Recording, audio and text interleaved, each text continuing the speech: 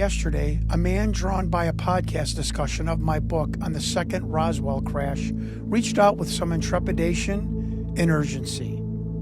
He claimed to carry a revelation so potent it would echo across the entire world. According to him, we are living inside a meticulously engineered timeline, a grand script managed by a hidden global power structure, what some call the beast system. In this vision, humanity was never meant to advance freely. True independence, especially economic independence, would slowly be strangled. One day, the system would ensure that no one buys or sells without its mark of approval. Those who would resist find themselves shut out.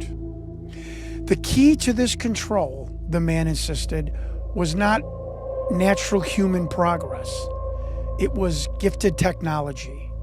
America and other nations raced to reverse engineer the wreckage, but most critical discovery pulled from the debris of Roswell was the transistor, the tiny circuit that made modern electronics, computers, and eventually the entire digital world even possible. Electricity existed before, but without the chip, there could be no true total surveillance, no ability to flip a global switch and shut everything down at once. The aliens, he claimed, didn't accidentally crash. Some of them chose to come down. It was a calculated sacrifice, a Trojan horse, as he called it. They knowingly delivered the seed of the transistor, knowing full well where it would lead to a world utterly dependent upon microchips, where power, money, communication, and even the thought itself could be controlled with a single command. In his eyes, Roswell wasn't just a crash. It was the moment the trap was baited. Lastly, he mentioned that you cannot find one story in antiquity where a craft or a UFO from the sky crashed.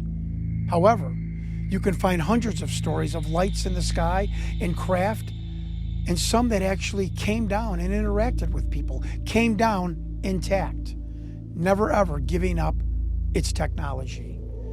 That never happened, the crash, and was never written about.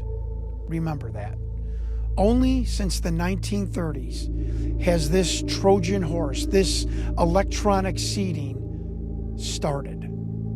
And now, 80 years later, we are looking straight at a global market economy that can simply be shut off with the turn of a switch. I'm John Stewart.